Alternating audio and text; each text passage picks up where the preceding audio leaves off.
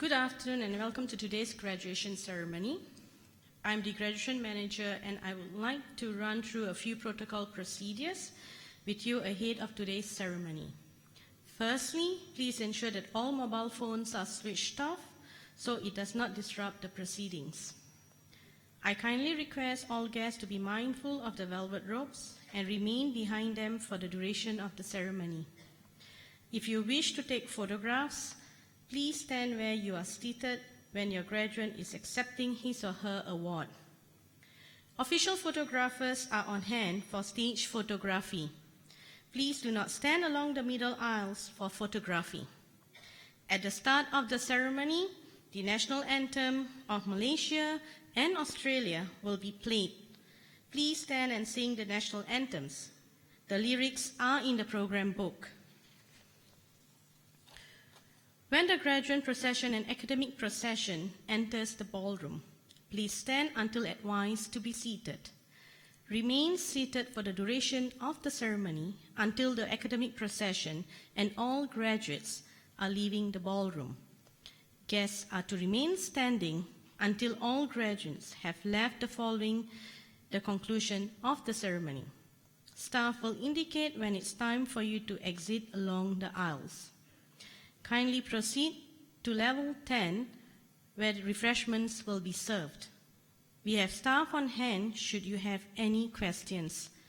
Please enjoy the ceremony today. Thank you.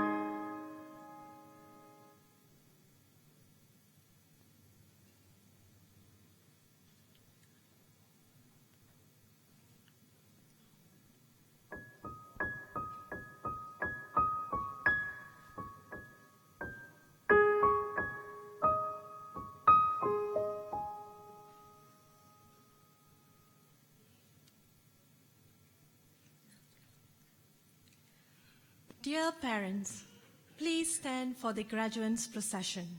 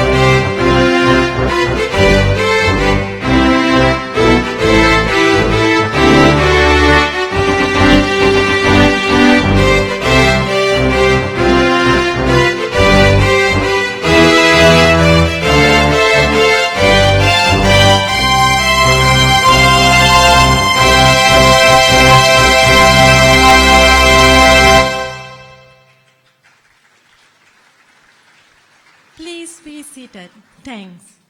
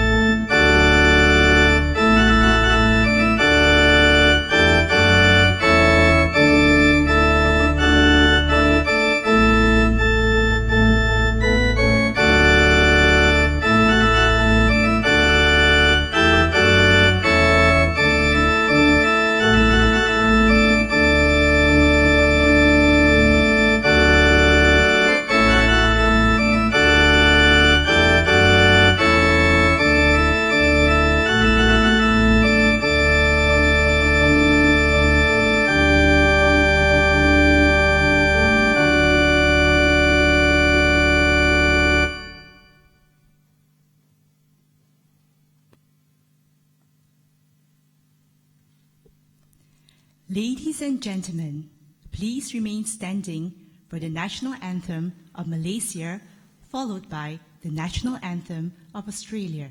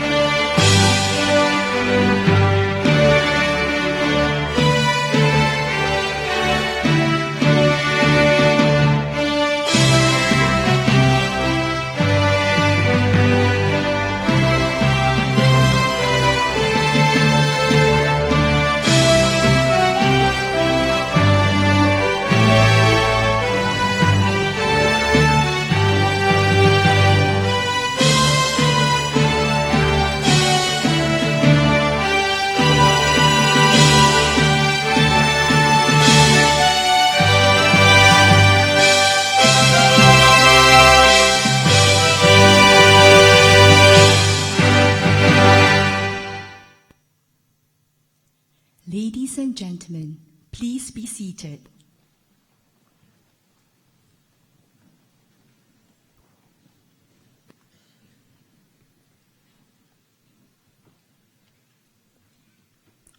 I now present you the Deputy Chancellor of Monash University, Mr. Yehudi Bleacher, who will open this graduation ceremony.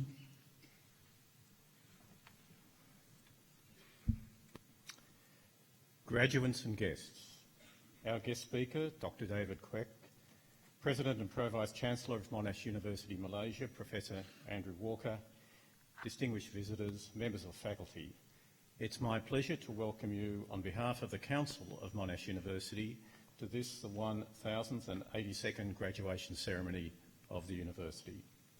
I now call upon the President and Pro-Vice Chancellor of Monash University, Malaysia, Professor Andrew Walker, to address this assembly.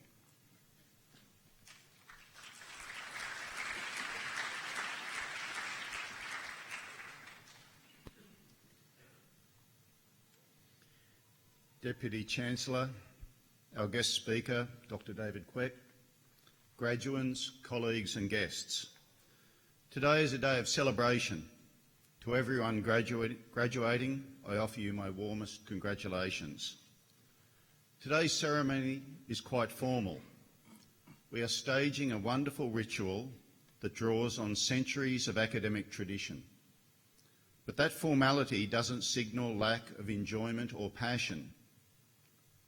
It serves to mark an occasion that joins each one of you, each graduating student, to the many who have come before and the many who will follow. The efforts you have made to reach this point deserve recognition.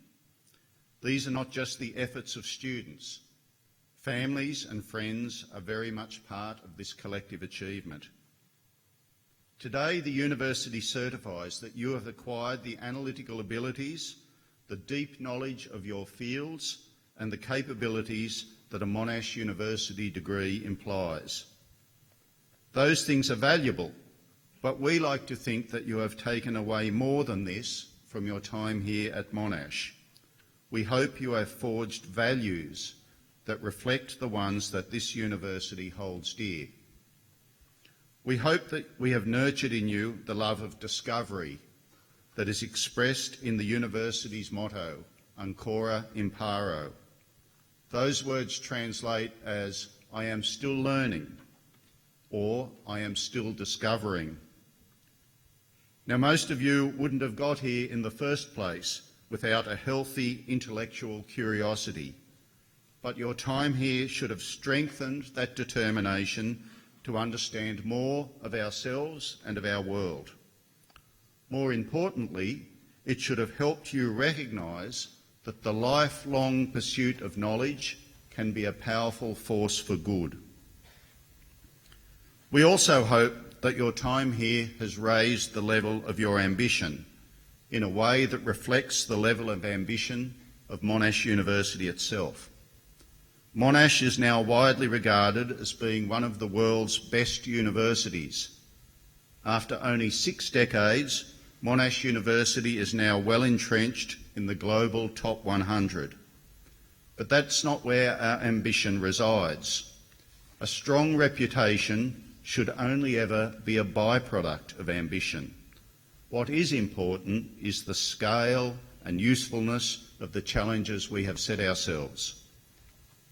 For this university, the outputs of our desire for discovery have included making transformative contributions to politics, economics, culture and society, designing advanced engineering technologies that make our economies more efficient and sustainable, and reducing the spread of mosquito-borne viruses such as dengue and Zika. For our alumni, it has included the attainment of high public office, becoming executives of international corporations that create thousands of jobs, and spearheading research into life-saving new treatments for disease. For you, who knows what form your ambition will take? Now, implicit in all of these varied ambitions is the idea of service, the notion that the noblest end to which one can direct one's talents and efforts is the greater good. The man for whom this university is named, Sir John Monash, once wrote, "Equip yourself for life, not solely for your own benefit, but for the benefit of the whole community." That doesn't mean we expect every Monash graduate to discover life-saving medicines or to solve global warming. But there should always be an awareness that the decisions you make and the actions you take in your professional and personal lives have implications for all of us. We also encourage our students to be open to new ideas, perspectives and cultures. Your education wouldn't have been so successful if we didn't challenge your opinions and your preconceptions. We value the diversity of our university community, not just because diversity is good in itself, but because it opens new horizons and provides new ways of understanding our world. It's this openness and commitment to diversity that has underpinned Monash's international focus. The Monash community has expanded over the years, with more than 350,000 alumni across the world. Monash University Malaysia has played a key role in that expansion. This year marks our 20th birthday here in Malaysia, and we have much to boast about. We were the first international university to set up in Malaysia. From a very modest start in 1998, we have grown dramatically. We now have 7 schools and around 8,000 students from more than 70 different countries. Monash Malaysia is Monash University's platform for research and education excellence right here in the vibrant heart of Southeast Asia. We help, in fact you help, make Monash University one of the world's most international universities. Whether your career takes you to Australia, here in Malaysia, elsewhere in Asia, Europe, Africa or the Americas, when you meet employers, clients and professional contacts, there is a good chance you will meet another Monash alumni. You are educated in a global university that has prepared you to work successfully in global teams. The final value that I would like to invoke today is respect. You have been given the privilege of a wonderful education. You are all very able, blessed with the capacity to tackle academics tasks successfully. These are powerful advantages. Use them wisely. Be ethical, be honest, aspire to fairness and generosity. Be generous with your time. Be generous in your assessment of others and in the credit you give them. By doing this, you will prove yourself worthy of the investment that your families, the university and your community have made in you. Again, on behalf of the university, I offer you all my warmest congratulations. Thank you.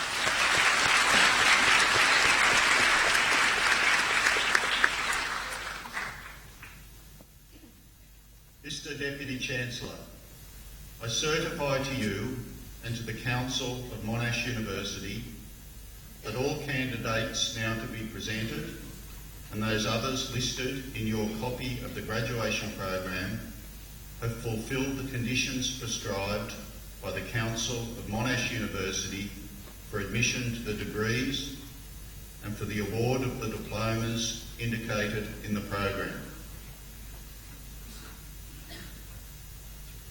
Would all candidates for degrees and diplomas in the Faculty of Medicine, Nursing and Health Sciences, Faculty of Pharmacy and Pharmaceutical Sciences and Faculty of Science please stand?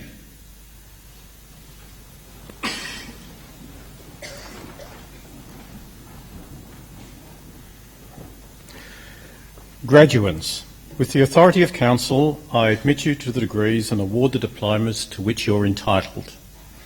I also admit to the degrees and award the diplomas to which they are entitled those others who are absent today but are listed in my copy of the graduation program.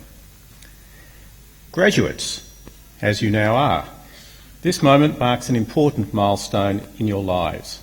This ceremony is a visible culmination of your hard work and commitment. Your achievements are outstanding, and you should always look back on this moment with great pride. I personally congratulate you all, and I now ask that members of the audience to applaud your accomplishments.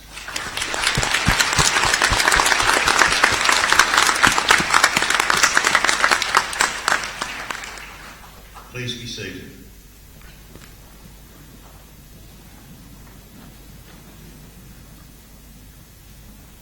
Mr. Deputy Chancellor, I now call upon Professor Shah Jahan Yassin, Head of the Jeffrey Cheer School of Medicine and Health Sciences, Monash University, Malaysia.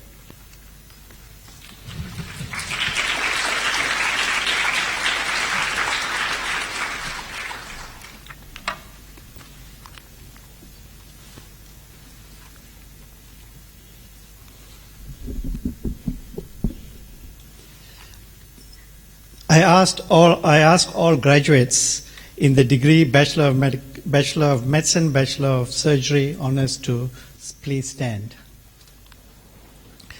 All other graduates to please remain seated.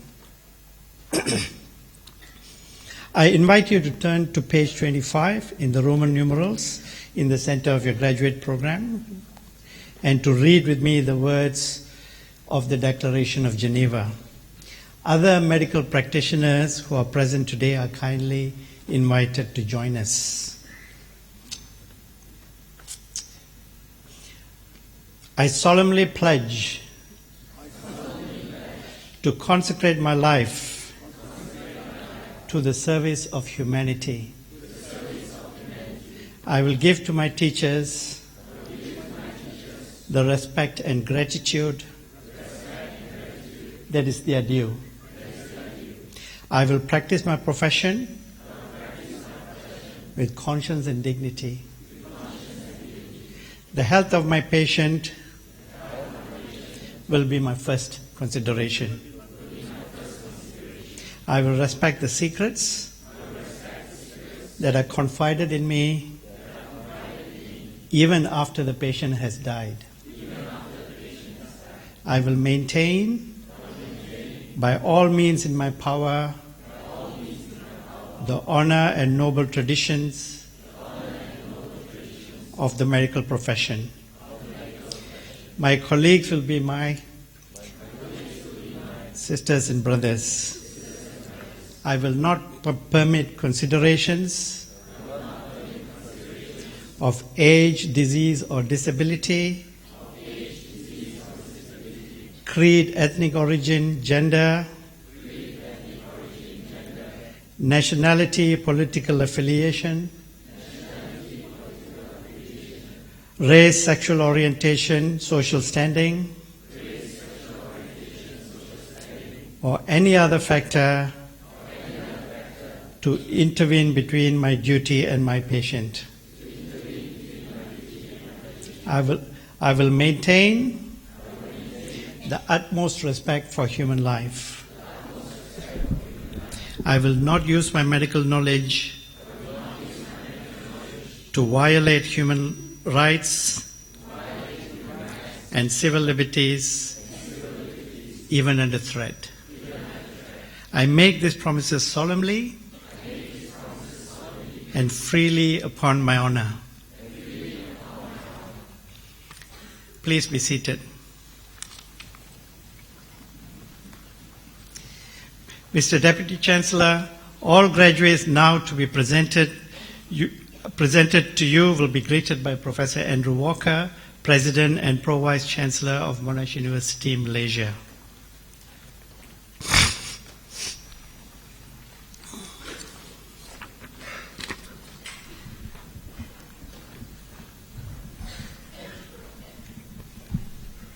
Mr. Deputy Chancellor, I present to you graduates from the Faculty of Medicine, Nursing and Health Sciences who have been admitted to the following degrees today.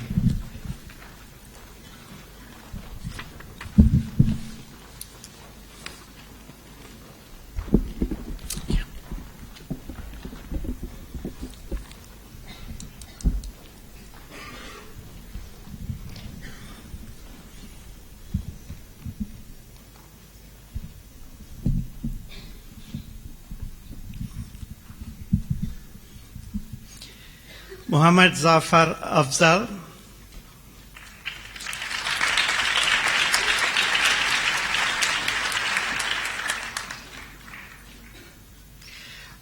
Amrit Kaur Daliwal Ajit Singh,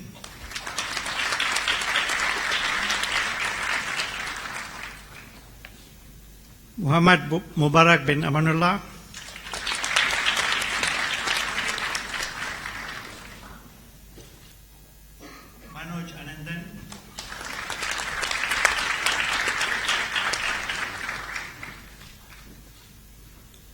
Ang Mei Win,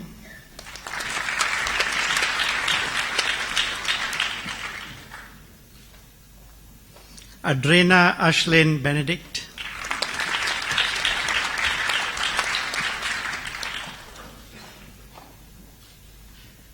Chan Jin Mei,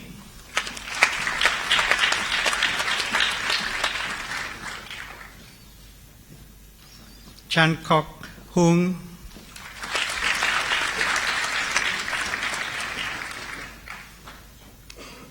Alvin Cha Yi Zuyun,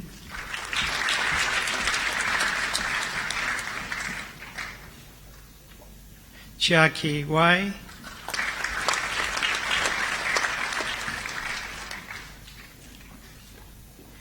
Chi Yong Kwe,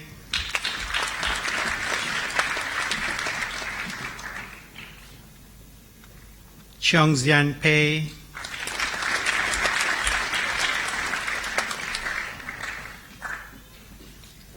Chia Xingyi,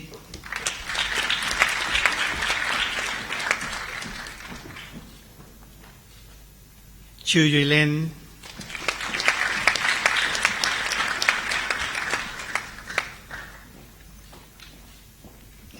Albert Chong Liren,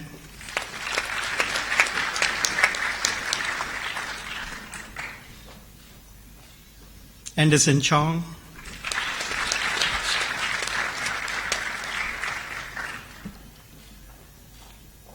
Crystal Chow Yan Ni,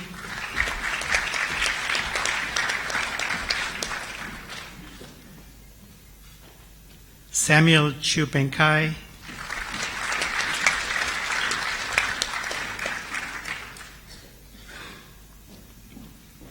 Nicholas Chua Li Liang,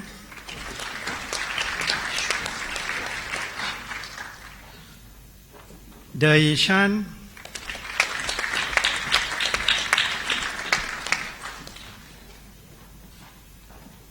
Francine Jayashri Dionysus,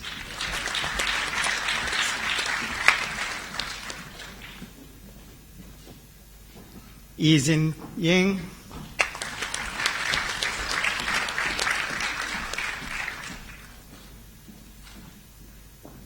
Ung Sin Sen,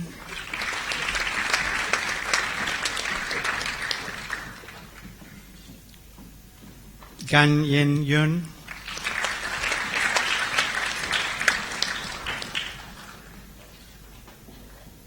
Genevieve Go,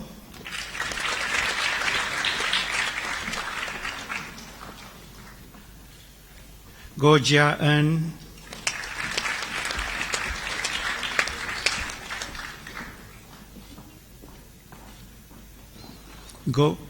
Go Shu Zian,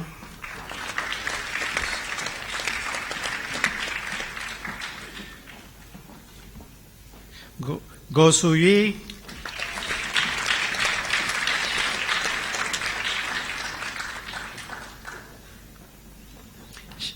Shamita Tisakya Gunavadarda,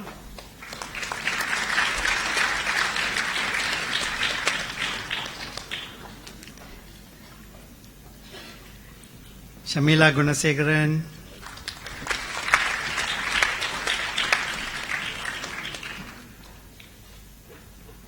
Kabisha Gunasegaran,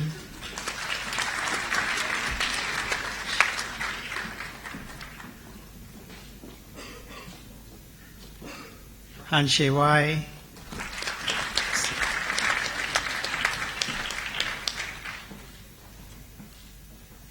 Priska Ailiha,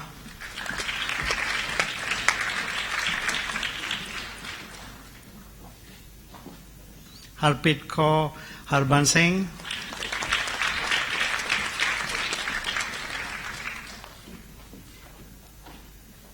Heng Cheng Wai,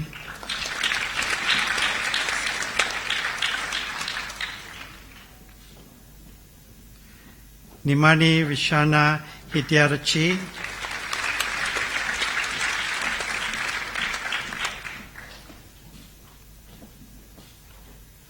Alex Hosey Jan,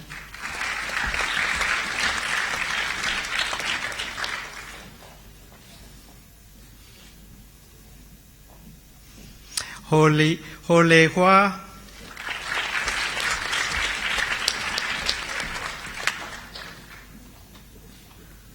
Huang Zhenzi,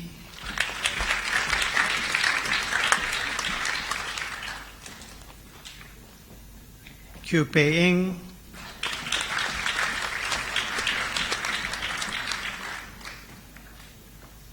Evelyn Corley Yuan,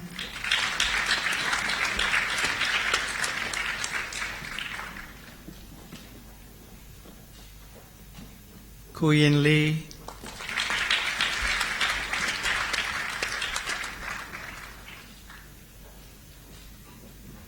Kwe Kian Leong,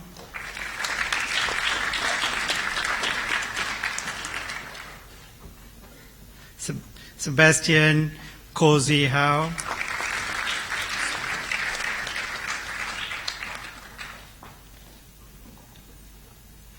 Ko Zeng Jen,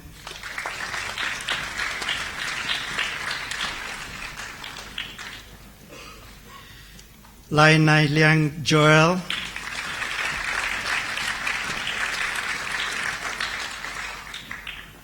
Lawrence Lau Ka Peng,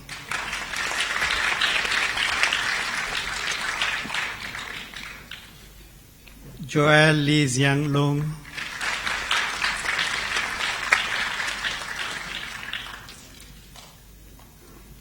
Crystal Lee Yi Kian,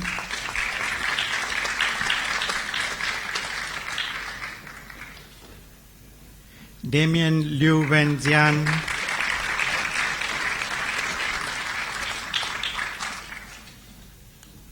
Hina Liu,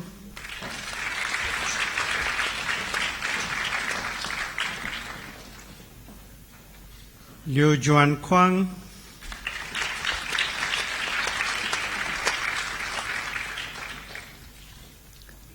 Lim Chen Ji,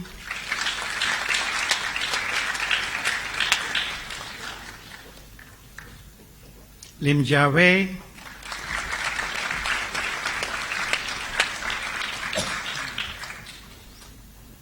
Lim Keng Heng,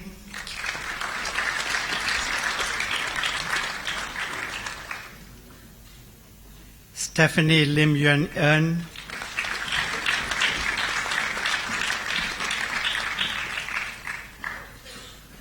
Lim Zheng Yu,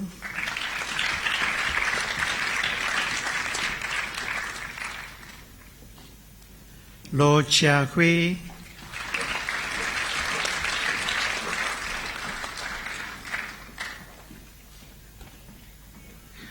Lu Changzi,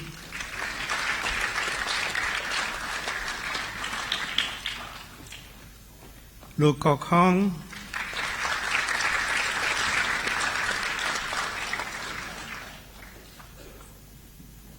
Long Feng Xiang,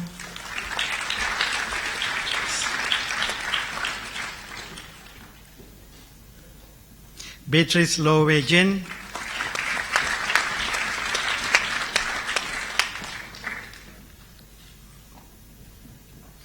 Lam Weng Kit,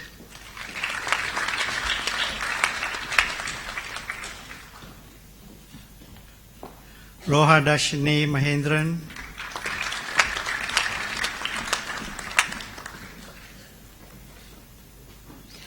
Laila Balkesh Muhammad Kamal,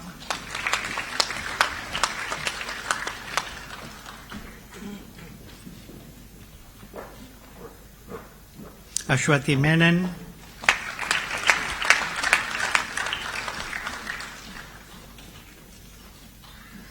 Muhammad Jahangir bin Muhammad Iqbal,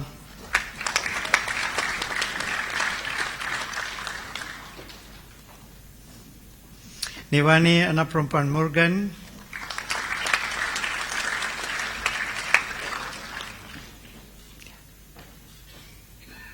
Ng Tian Eo,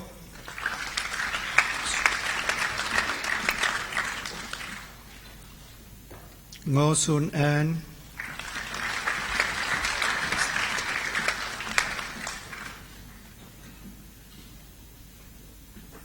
Ong Zion,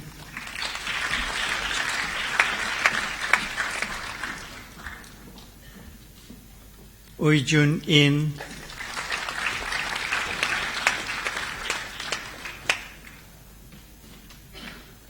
Un Yen Hui,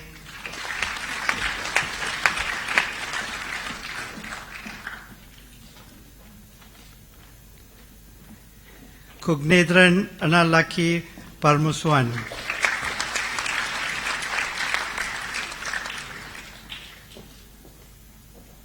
Sindhu Priya Priyasami,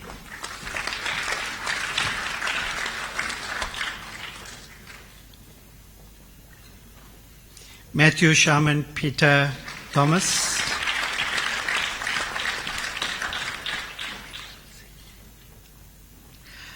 Amjit Singh Rekraj,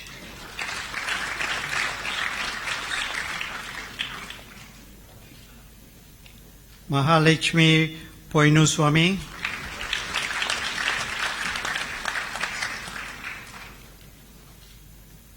Cassandra Kwakzian,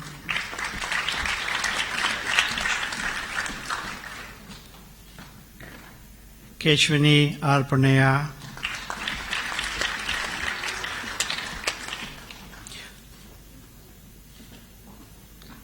Nur Islam bin Ridwan,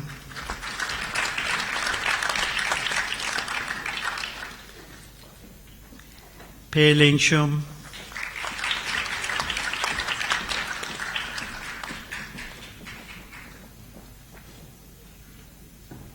Siasi Nin,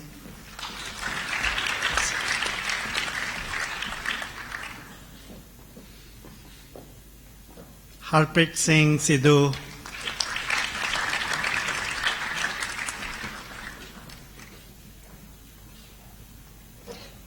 Samuel Xiao Yixi,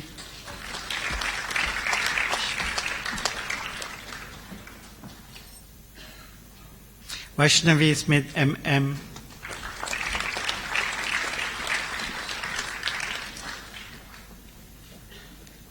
Nicholas Sojun Zian,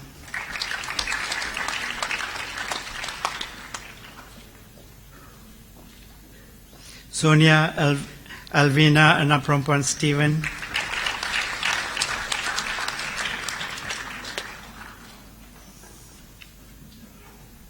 Tanuja Subramaniam,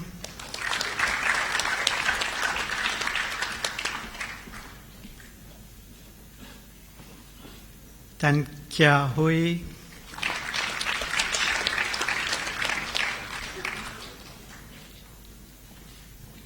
Tan Shen Yen,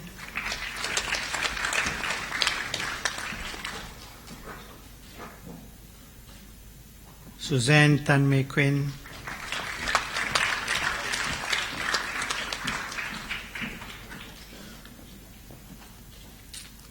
Tan Vivian,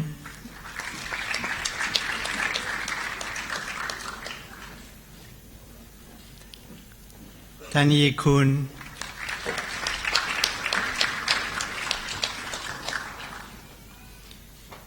Mejit Tang,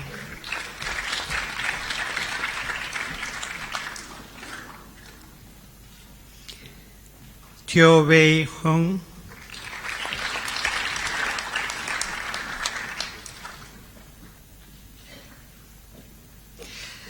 Teo Lauren,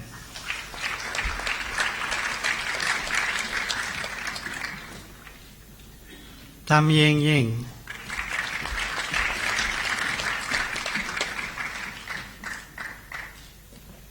Bianca Arul Thomas,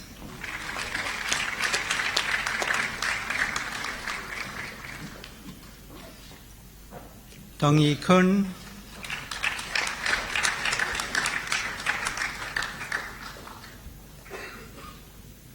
Tiong Chong Wai,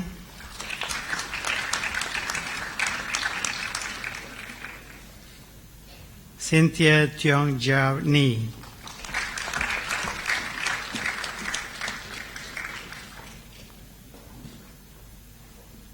Pavitra Anaprompan Vijayan,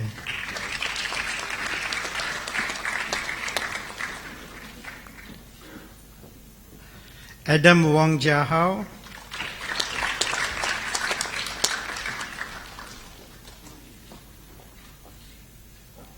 Wong Chiu Yi,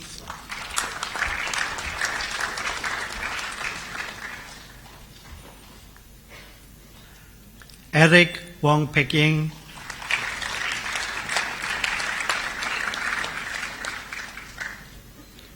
Wong Pei Chi,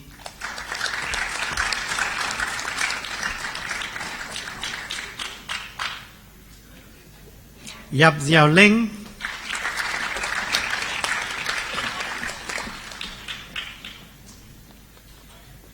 Evelyn Yu Xing Yi,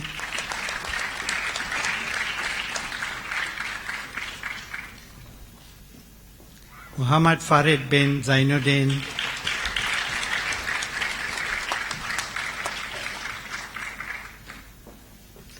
Ahmad Zulhairi bin Zulkifli,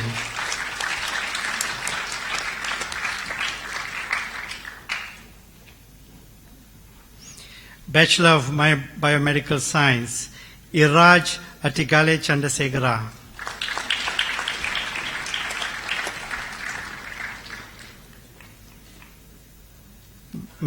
Bachelor of Medical Science Honours, Ui Hien San,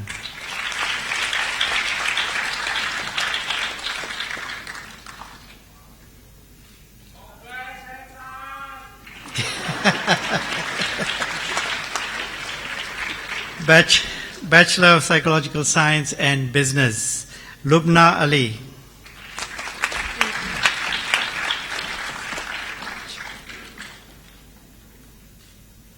Chai Si Kwang.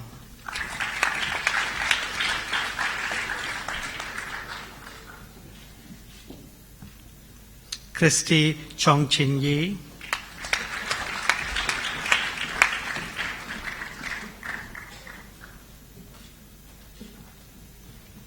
Jolene Cho E.I., overall best graduate in the course degree of Bachelor of Psychological Science and Business.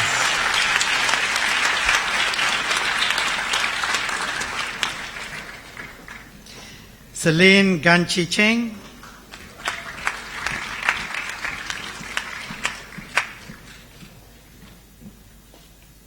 Hong Yong Sheng.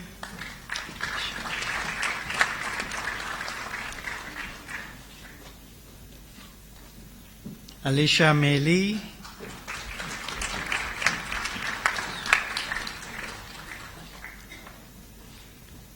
Jasmine Lee Sui Cheng.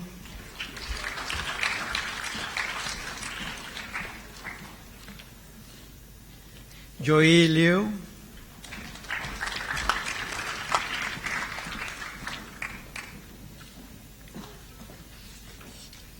Carmen Lim.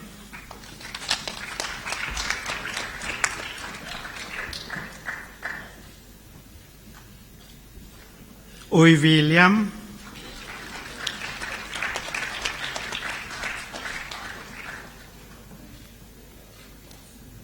Sampath Viduge Sandaru Silva.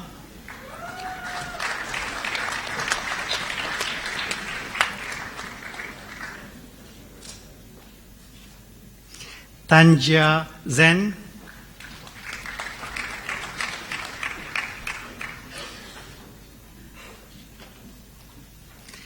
Tanyan Jane.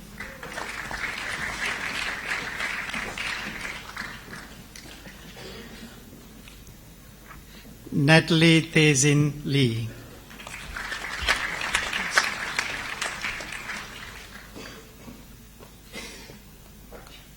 Valencia Vongas.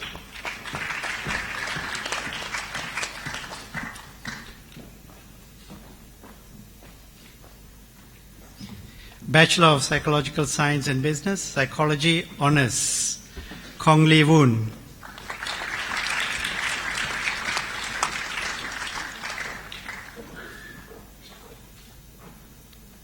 Lee Mei Chi.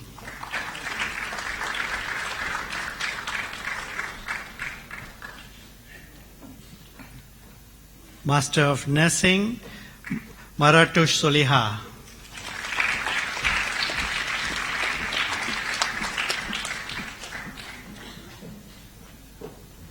Master of Public Health, Chin Yong Kwek.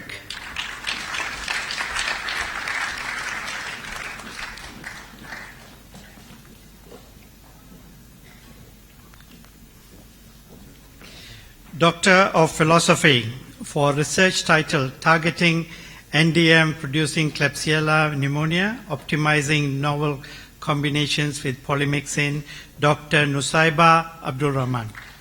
Rahim.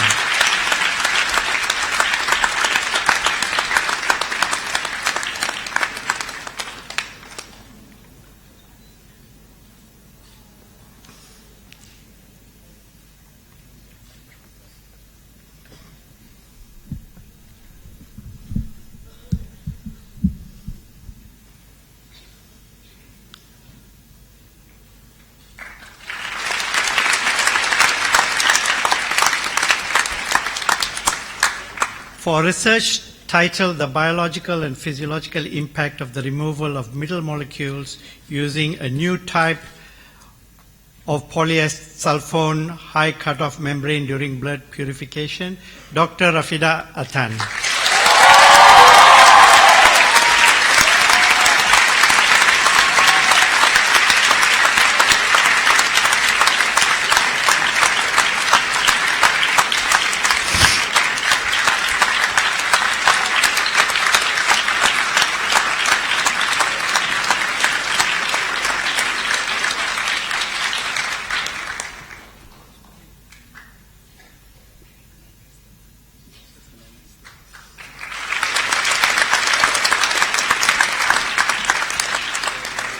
For research titled Parenting Stress and Resilience in Parents of Children with Autism Spectrum Disorder in the Malaysian Context, a Mixed Method Perspective, Dr. Kartini Alias.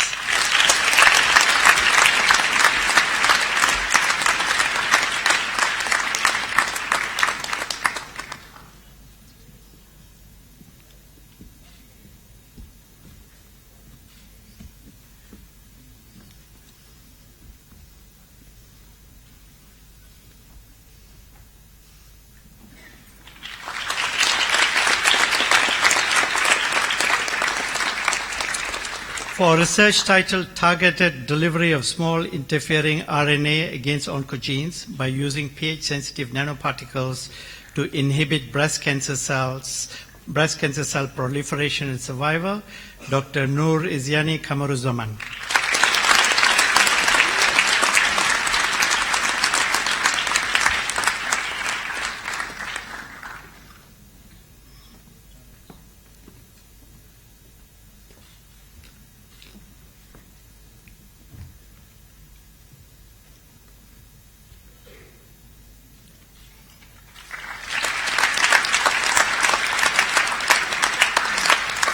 For research titled Probing Life Scripts of Important Life Events in a Multi-Ethnic Society, Dr. Muhammad Aris Safri Muhammad Yassin.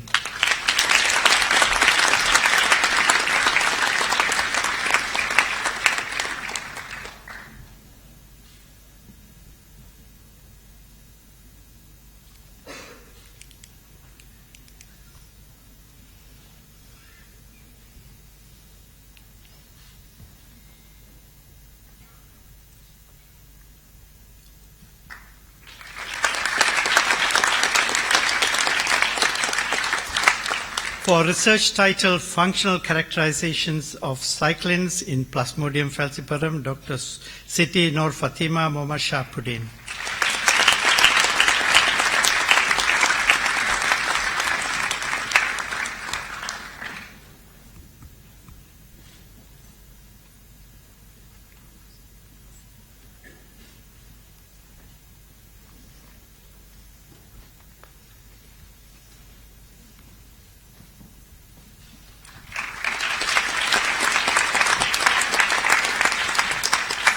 For research titled The Biochemical and Clinical Outcome Effects of Restricting Chloride-Rich Fluids in Critically Ill Patients, Dr. Noor Azim Muhammad Yunus.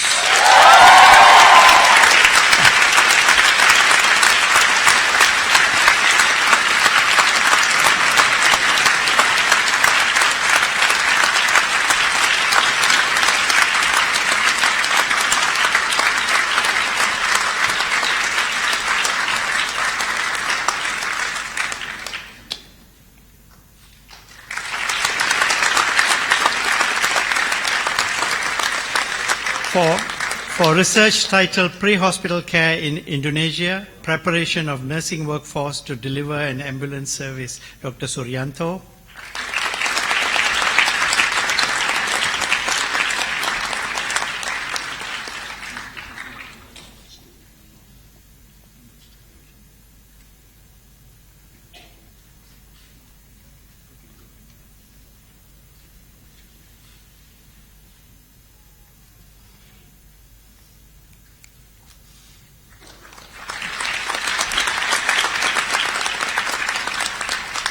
For research titled Venom Proteome of Pit Vipers and Identification of Selected Proteins with Potential Anti-Cancer Activity on Human Colon Cancer Cells, Dr. Shafiq Asnawi bin Zainal Abidin.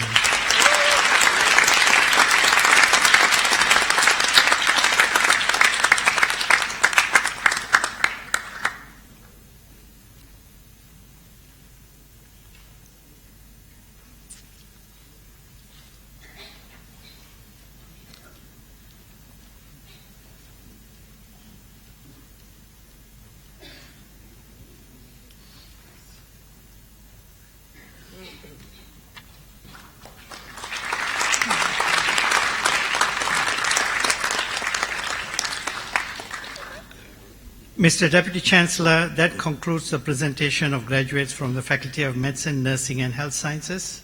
Mr. Deputy Chancellor, graduates from the Faculty of Pharmacy and Pharmaceutical Sciences will be presented to you by Associate Professor Dr. Victor Chuang, Head of the School of Pharmacy, Monash University, Malaysia.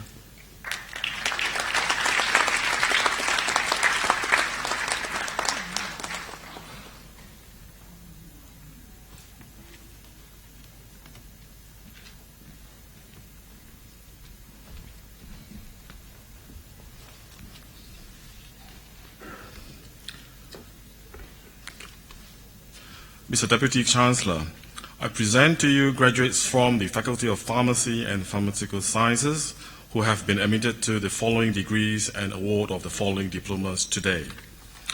Bachelor of Pharmacy, Cindy Litanes.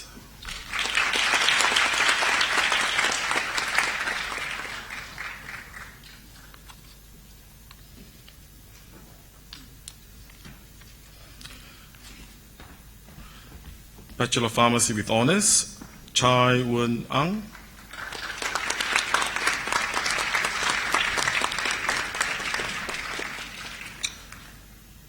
Chia Yi Vi.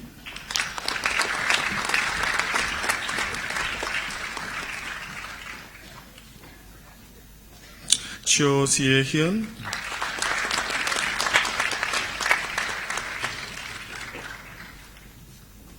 Elizabeth Chong Yi Chuan.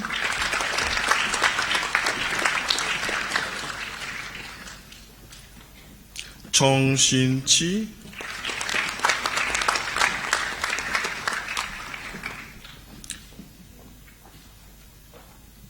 Chong Yin Yi.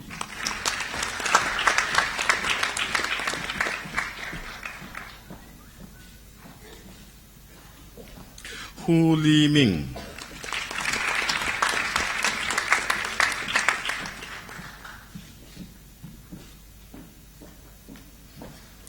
Kang Yin Zhe.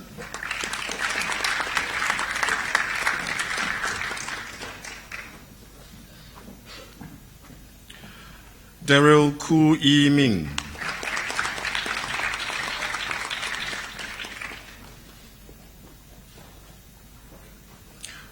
Ku Jia Xin.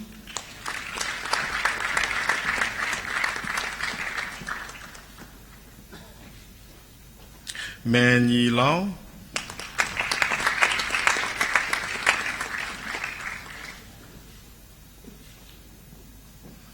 Angelis Jiani Lee.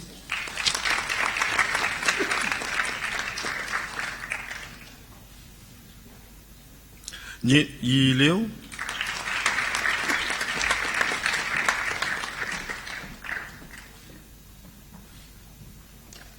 Lim Yi Jun.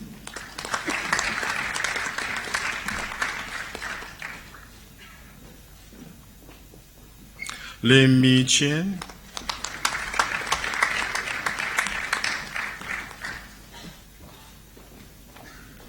Lok Kok Hao.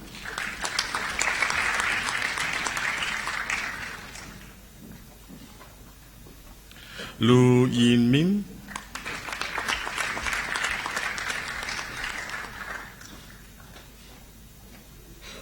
Lao Zi Ting.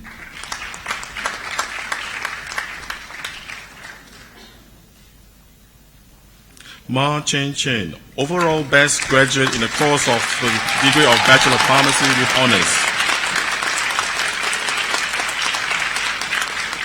Ng Jun Yi.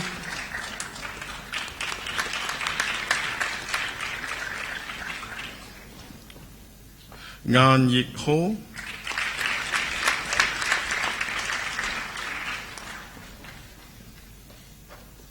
Fang Sui Yan.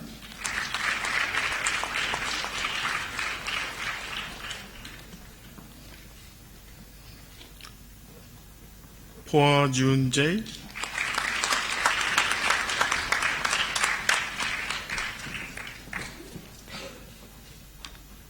Crystal Tan Shi Ting.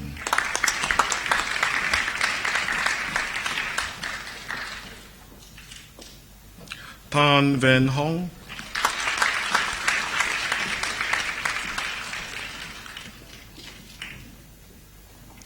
Tan Wen Mi.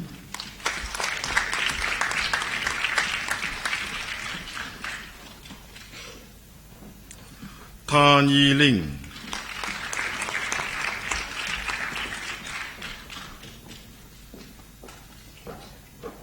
Tang Yi Woon,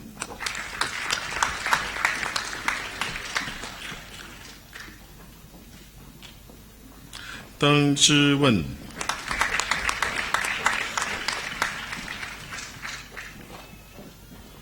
Jason Tham Ka Sing,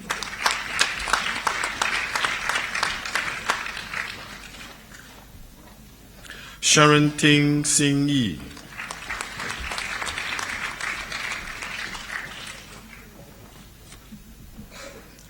Jia Min Tong,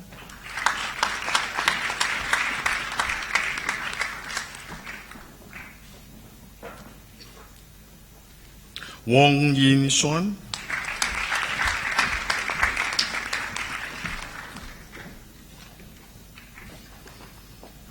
Wong Zhi Jin,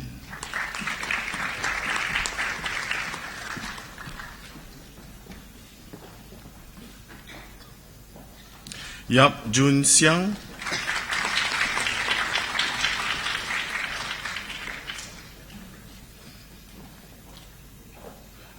Yao Xiaohui,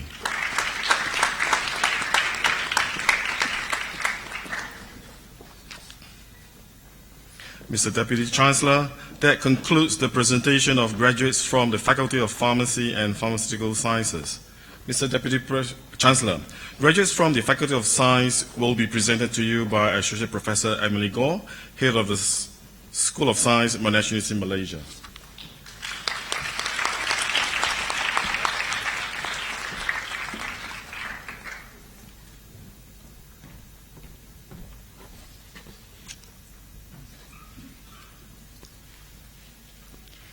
Mr. Deputy Chancellor, I present to you graduates from the Faculty of Science who have been admitted to the following degrees and awarded the following diplomas today. Faculty of Science, Bachelor of Science Biotechnology and Bachelor of Science Medical Bioscience, Ian E. Quek.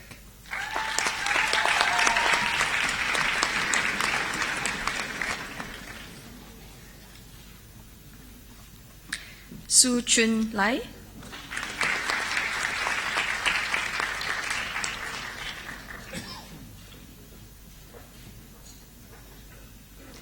Deming Lui,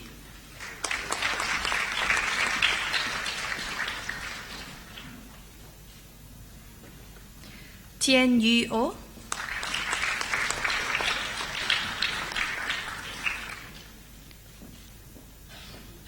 Wong Kok Sing,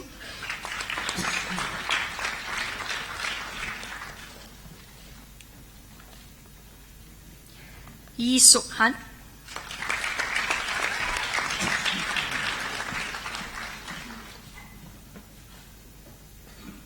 Yong Yening, overall best graduate in the course for the degree of Bachelor of Science Biotechnology and Bachelor of Science Medical Bioscience.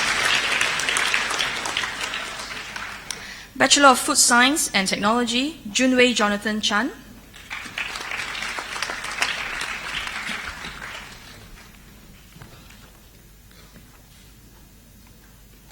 Jasmine Yun Lee Chong.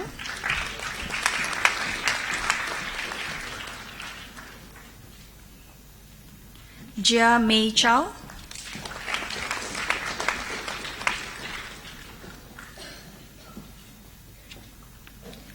Ro San Chung,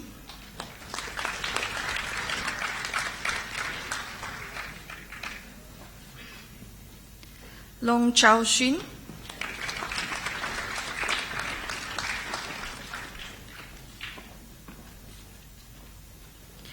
Danny Ong Shao Yu,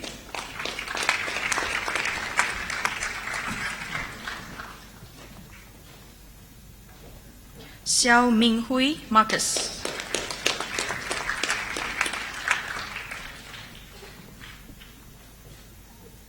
Nicholas E. Han Tan,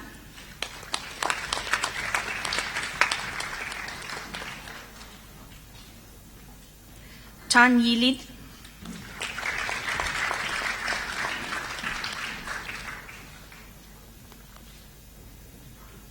Wang Zijia,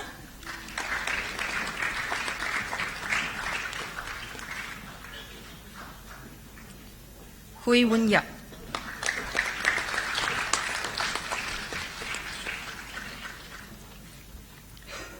Bachelor of Medical Bioscience, Ang Jia Wei.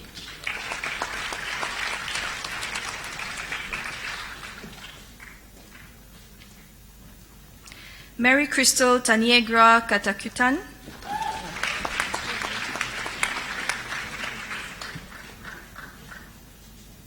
Ewurama Akroma Donto.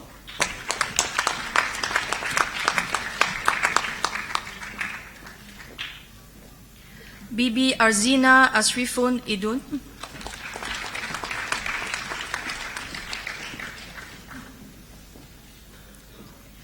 Amanda Ruth Kaluo Apu Kan Kanam Lagedon.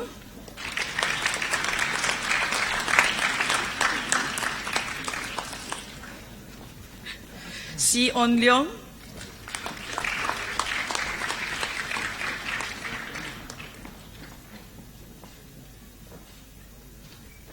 Liu Zisham.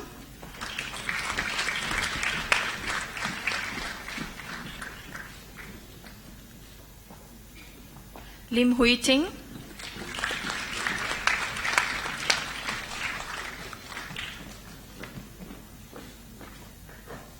Lok Kok Dong, overall best graduate in the course for the degree of Bachelor of Medical Bioscience. Yan Chiu Ng.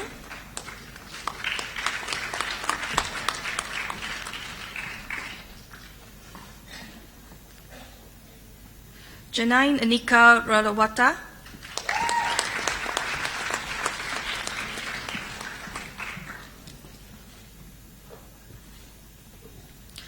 Katana Srikumar.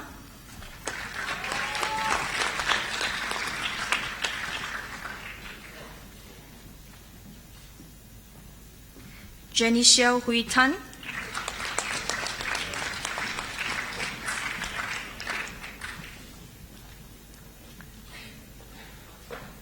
Teo Ru Wei.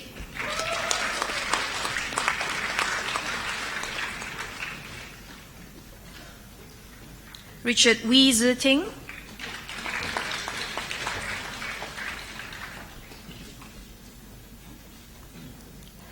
Wan Nurshaza Sahira Wan Ghazali.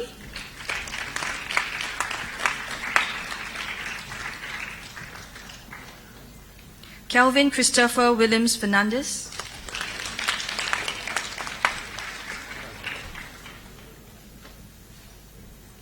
Wong Li Wen.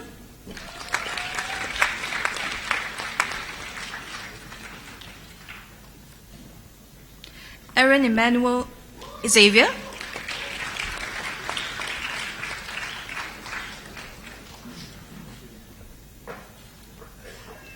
Yan Teng Yin.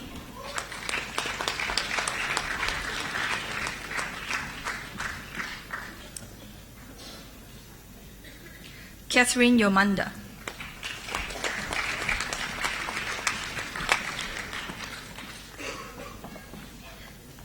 Bachelor of Science, Siti Noor Alida Azlam Abdul Aziz.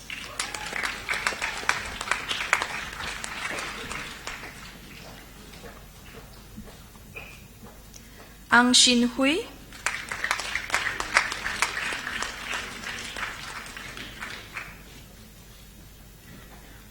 Chi Shen Ni.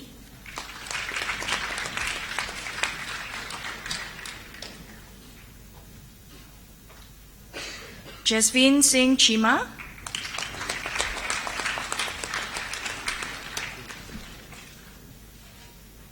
Su Bien Choi.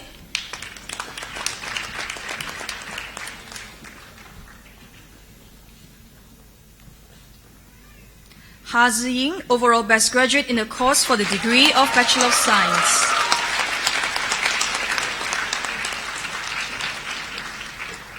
Lai Wanxin.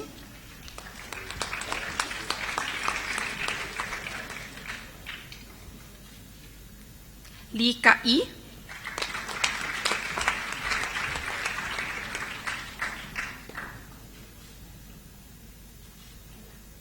Philip Lee.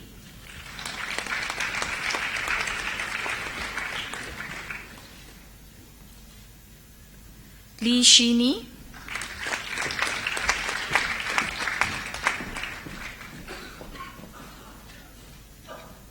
Liu Jingfai,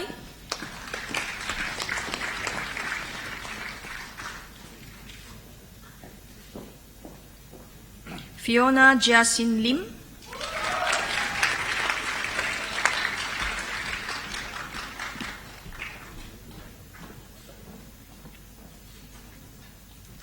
Lim Kien Hong,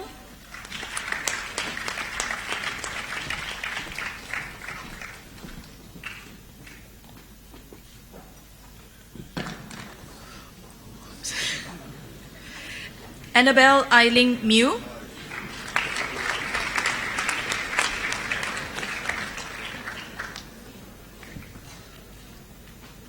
Cheryl Ng,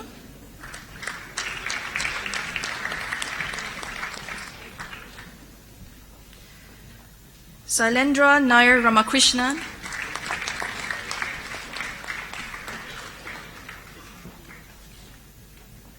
Tan Su Shen,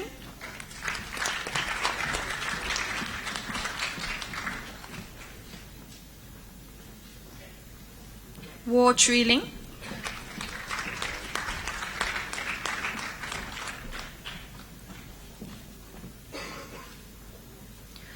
Hong Jie Wong,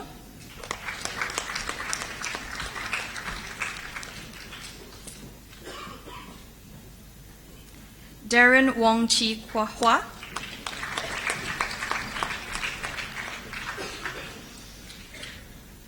Bachelor of Science Honours, Diane Shanita Geoffrey,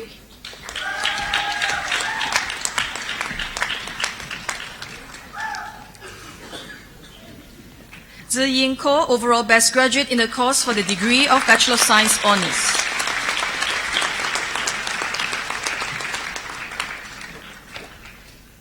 Nicole Ivania Ng,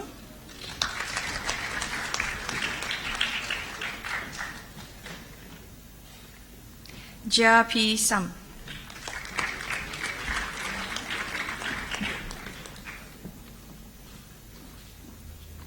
Bachelor of Science Biotechnology, Aiman Amran,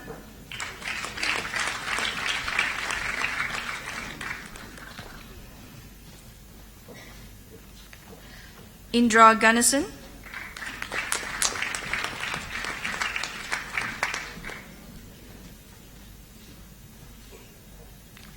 S. Kavita, daughter of K. Siva Pathasundram,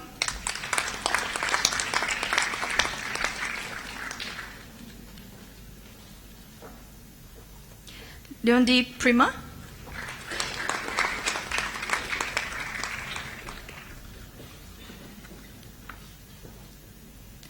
Ching Lin So,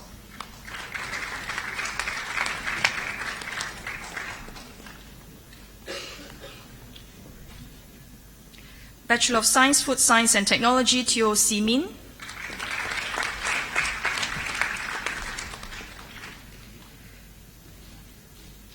Bachelor of Science, Medical Bioscience, Ahud Masaud Abdullah Humaid Al-Makbali.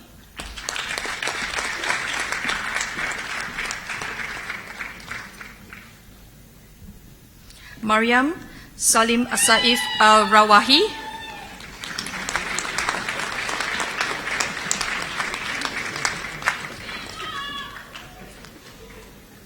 Crystal Jen Peng Chang,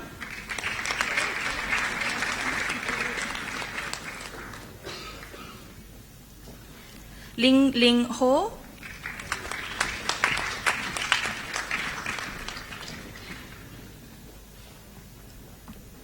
Mandy Kuo,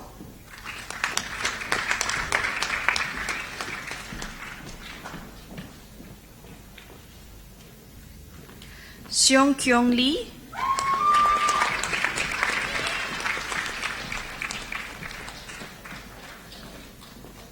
Afrida Binti Mirza,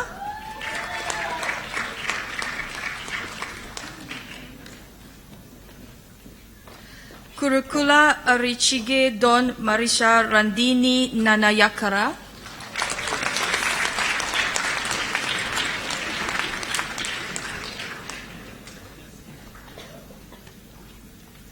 Ong Shu Yi,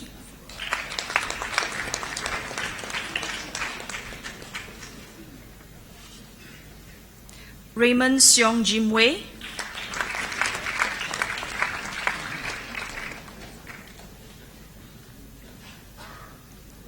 Sudha Singhe Machanayake E Dilani Neranjana Sudha Singhe.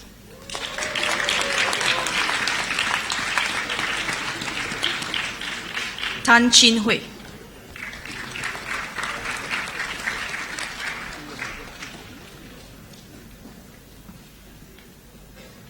Doctor of Philosophy for research title Mathematical Modeling of the Geometric Control of Bone Tissue Growth, Dr. Muhammad Almi bin Alias.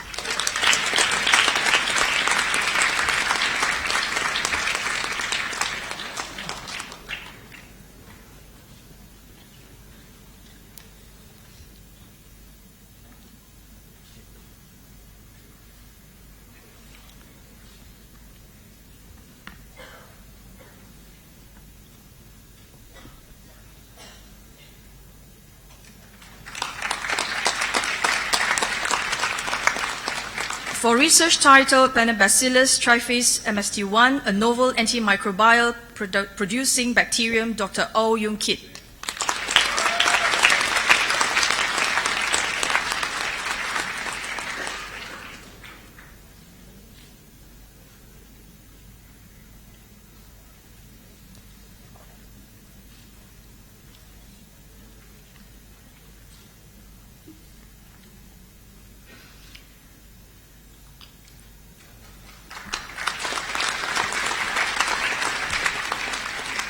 For research title Endophytic Biocontrol Agents for the Control of Ganoderma bononens in Oil Palm, Dr. Siu Lun Cheong.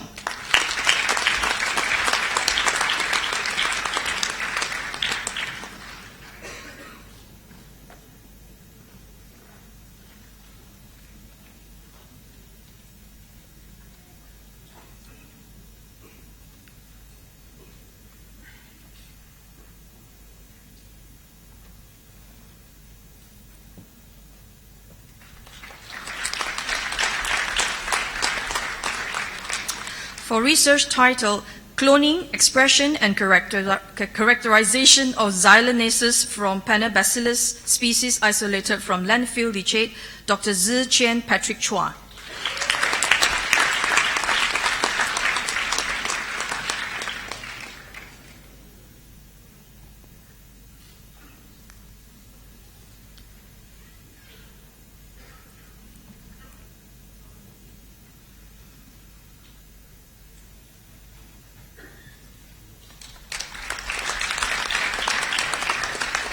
For research titled Identification and Characterization of Piochilin produced by a novel bacterium, Burkholderia palladis, Dr. Ong Kwan Xion.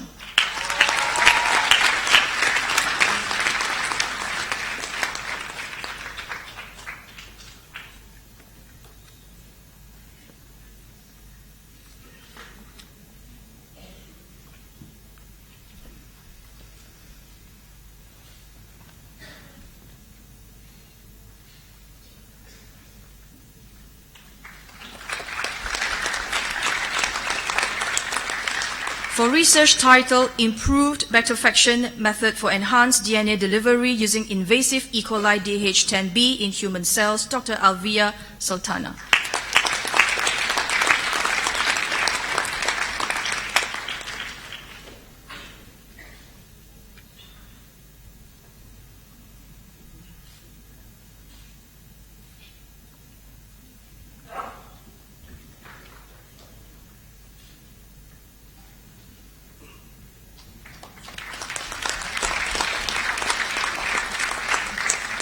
For research titled Chemical Constituents and Bioactivity of Selected Malaysian Plants, Dr. Mei Man Yong.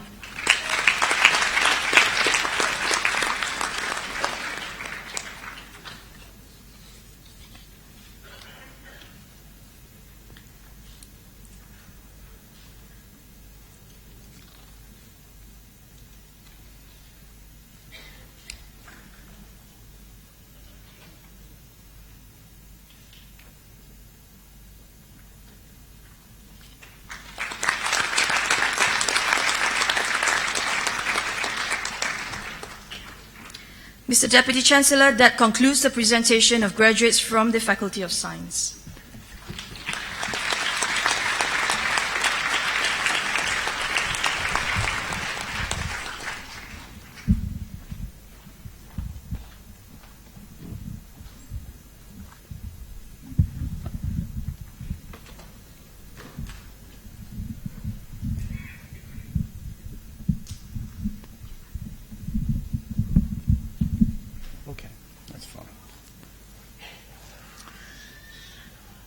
The graduation address gives us the opportunity to hear from a distinguished member of our community, and we are indeed fortunate today that the address will be delivered by Dr. David Quek.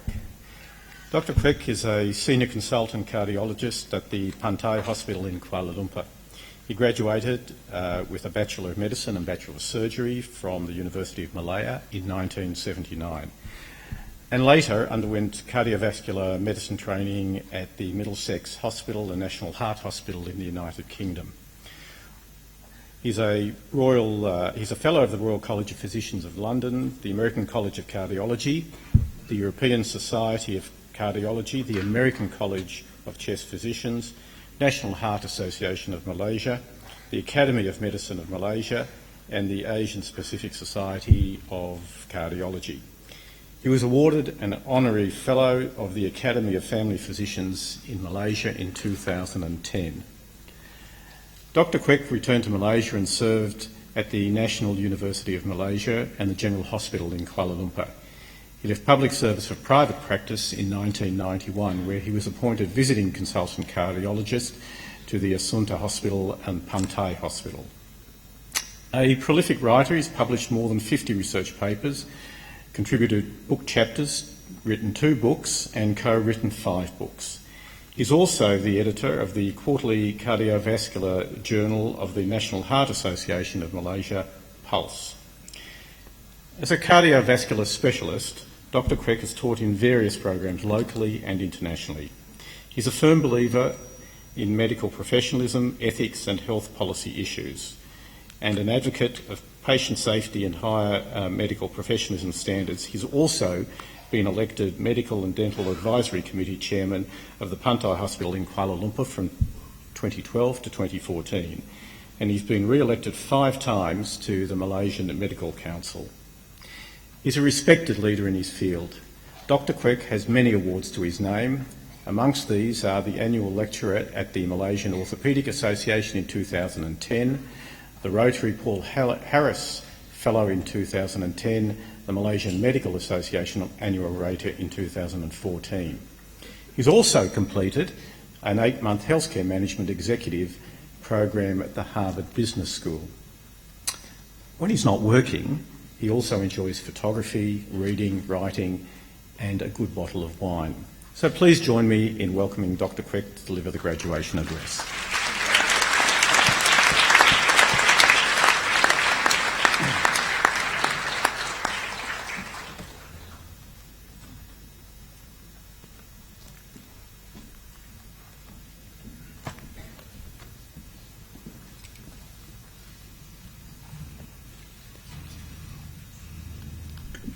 It always happens when you sort of wait for a little while, everything is ready, and then suddenly the computer refuses to start and recognize you.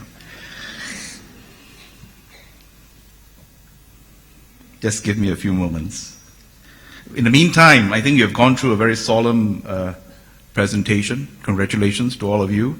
But more important is that you should now just sort of let your hair down a little bit while I bore you with about an hour of my long discourse. No, just a joke aside. When I was first told to present, I was told that I have 10 minutes or less. And I said, no, I'm a very long-winded person, so I'm going to talk a little bit more than that. So I'll try and keep everything within perspective in the next sort of 20 minutes, if I can get this going.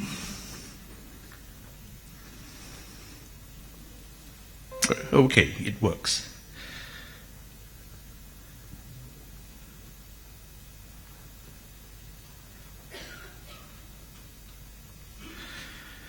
So, Mr. Yehudi Blecher, the Deputy Chancellor and presiding, Professor Andrew Walker, President and Pro-Vice Chancellor of the Monash University, Malaysia, Head of Medical School, Professor Shah Jahan Yassin, professors, directors, lecturers, tutors, and most importantly, the graduating class of medicine, pharmacy, science, parents, and friends.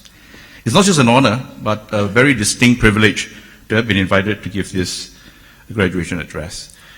Indeed, it's been a very challenging one to prepare because it calls upon me to dig deep inside myself to make some sense and meaning into what should be important for me to impart to you all gathered here today, graduating finally from college, and will soon be entering, or already have been entered, into a new phase of life, of work, responsibility, independence, and hopefully maturity.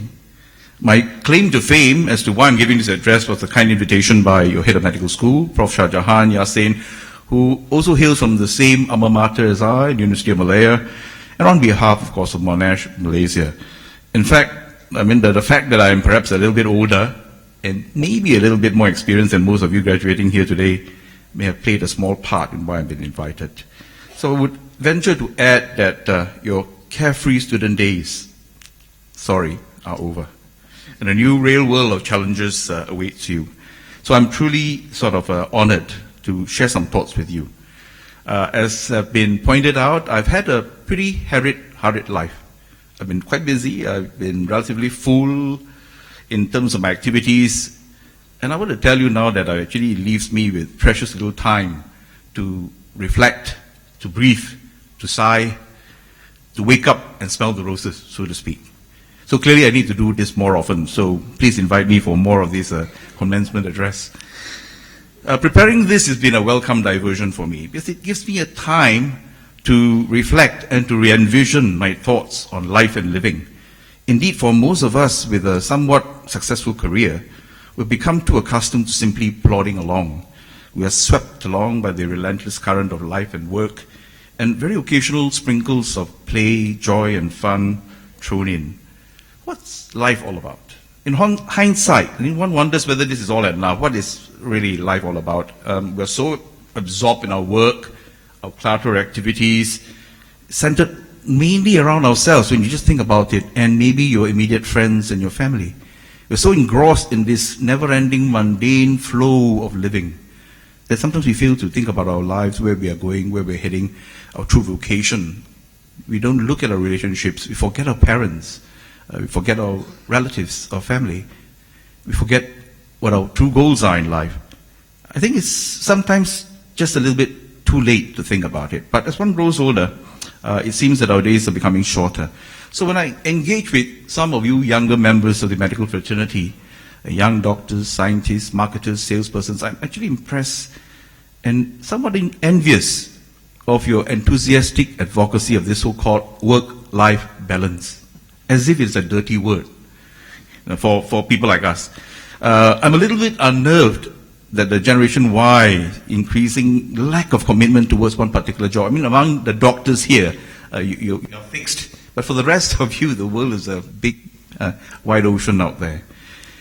There's no longer a single occupation that would be the end-all or the be-all to your version of life.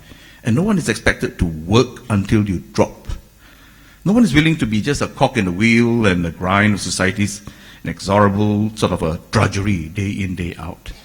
I must say that I've only begun to understand this mindset as my own son and daughter grew up to become young adults. I recognize that your concept of life has evolved with the changing aspirations of the time. But I must say also that when you graduate today, you are actually a very privileged lot. You are the millennial generation, the Generation Y. Privileged because human society has evolved so much. You and we have taken for granted this huge, seamless access to conveniences. You fall ill, you can go to a hospital. You've got enough money, that's why you're in Monash. You've got enough sort of whimsical access to hitherto unknown amenities, virtual versus actual experiences. In the past, we only dream about this when we read on our sci-fi novels and what have you. So what do I wish to talk to you today? I want to talk to you a little bit about artificial intelligence, the Internet of Things. You have to be prepared. We want to talk to you about not forgetting love and relationships. Society, community, and politics, dirty word again. Finding your passion, mission, vocation, professionalism, a term that is called ikigai, a Japanese term. The virtue of diligence, the mastery of rescue, science as a candle in the dark, conversations against violence, hatred, and the dignity of difference, some social conscience. So you have to be nimble, you have to be passionate, be aware, and be resilient. Now, when I list this whole thing down, you know it's going to take a long time, right? So I'll try to be brief. We are already in the Internet of Things. Some of you who are out there will probably know something about this. We are moving towards a suprahuman experience of AI, artificial intelligence, robotics, self-driving vehicles. Yes, unfortunately, Tesla killed someone recently. Voice-activated amenities and commands, Alera, the Apple box. These are all happening as we speak. And this interconnectivity of work and commerce and play are actually blurring the margins of what's real and what's virtual. Some people are a bit worried about this. Elon Musk actually is worried about AI and what this super AI can do to humans. It can make us maybe obsolete. As of December 2017, some 4.15 billion humans are now connected to the World Wide Web. That's more than half the 7 billion population that uses the internet. We're now interconnected. We communicate, we work, we purchase things, we sell, we play throughout most of our waking lives. I see some of you are already impatient to get back to your smartphone. You know, it's already among us. By 2020, the experts believe that 30 billion objects will be linked together. What's so bad about that, you may ask, is that while IoT, or Internet of Things, and AI is pervasive, it's got this high bandwidth of communication, analytics, it also allows self-adjustment, self-configuration, self-optimization, integrated diagnostics, enhanced efficiency in decision-making, which, in short, they are collecting, monitoring, studying our innermost thoughts, our choices, our preferences, our idiosyncrasies, our subconscious quirks, our likes, our dislikes, our reading, our buying preferences. If you just go to your social media, you know that you got advertisements that come up to you and pop up with you, things that are relevant to your likes and dislikes. So it's getting there. So what should we do? Of course we should embrace this pervasive technology, but should we be fearful? What is your role in all these stupendous advances? I don't have all the answers, but I urge you to be more intelligent and engaging and see how much of your own persona, some people call your avatar, that you're willing to share in this super cyber hive of information access for all. Sadly, of course, we have heard about the Cambridge Analytica, who has been influencing and meddling politically, not just in America, we heard also in Malaysia. So the tentacles of the social media are everywhere. On the positive side, it will make our life better. And I think this is how we can learn how to find our niche and our relevance in this brave new world. Should we therefore join the chorus of people to delete Facebook, delete Instagram? I think not. I think it's how you can look at yourself a little bit more closely and use it more intelligently. You have to be more nimble, more selective, be more aware, be more resilient, and try and find alternatives, like talking to each other face to face rather than through other means. We have become too addicted to enmesh. I think it's hard to get out. But life is really not very long. Most of us born today actually are blessed with the chance to live the biblical 70, about 70 years. Some live longer by default because they've inherited better genes, believe me. But unfortunately, alas, we can't choose our parents. So it's good to remember that just around the turn of the century, most humans lived at an average of 48 years in the early 1900s. So many of you actually have that extra one generation of life to live, to find joy, to find meaning. And I think most of us do something quite good. But perhaps some of you can do more than becoming that jago kampong that we all have been faced with or in this part of the world. Remember that for most of us, we live, breathe, and share as much as 80-90% of our life experiences around our intimate friends and family. They matter, we matter to each other. Don't forget that. And that brings me to the point of love and relationships. We must learn to nurture and treasure this more. With greater intimacy, we need the special people in our lives. So please, those of you who are not yet attached, don't be afraid to love. Fall in love. Love someone. Find a life companion. I'm happy I have my life's companion with me. So love her and him conditionally. Choose to remain committed to each other. Okay? Don't follow the Hollywood, the Bollywood actors and actresses. Because temptations are always there for that elusive better other. Remember that two can play the same game. Remember Ahok in jail and the wife? Those of you who read. Cultivate a few good friends, as many as you can, and nurture these soulmates and best friends forever, for life. Because they matter in times of need, challenges, and discomfort. At the same time, life is also about social interactions and engagement in our society and our community. Structured, organized communities is actually politics on a canvas painted large, and we can't escape this. So you have to not just leave the politics of governance to others.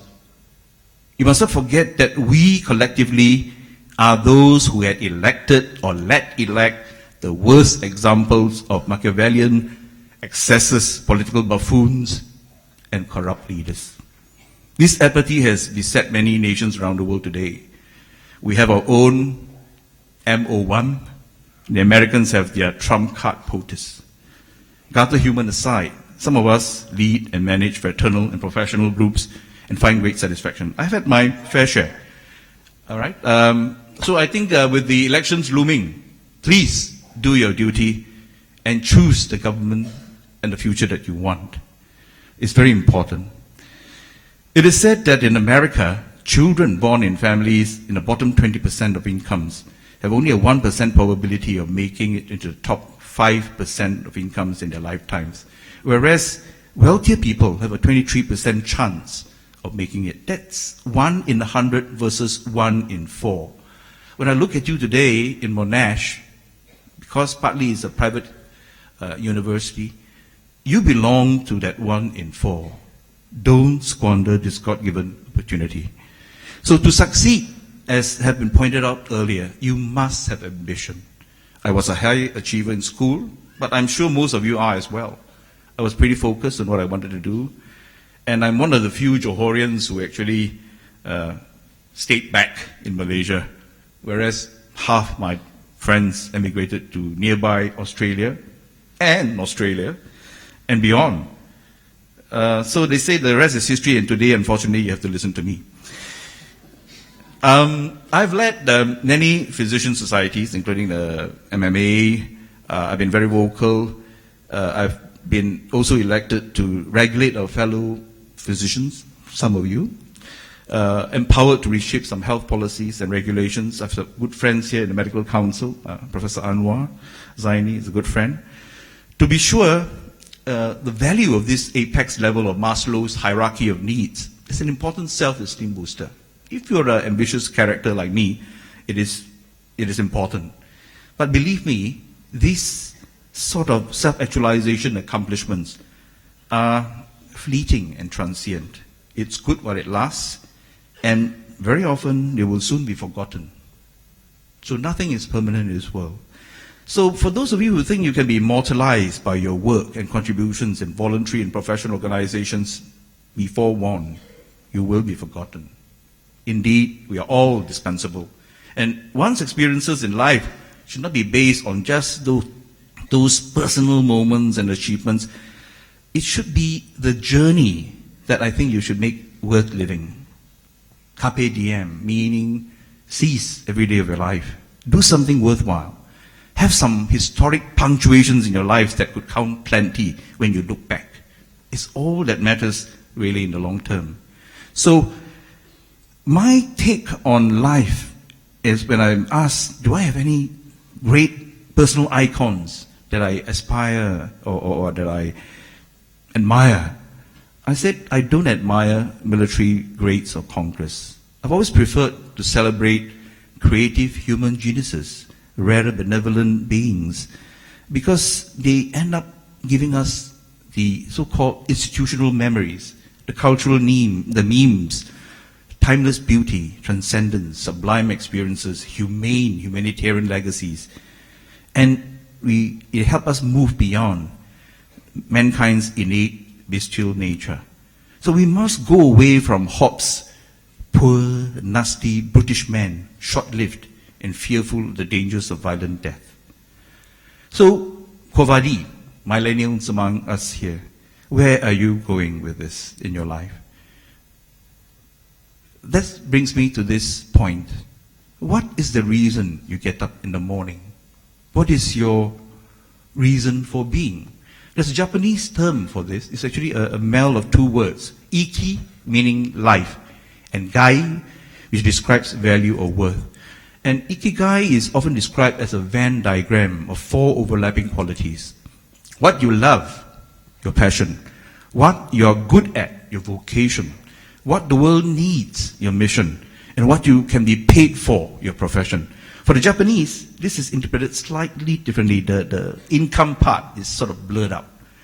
It's the perceived value of the work, the professionalism, the life, the reason you wake up in the morning. Okay, the French have this term called the raison d'être, to live. I think this is quite well phrased.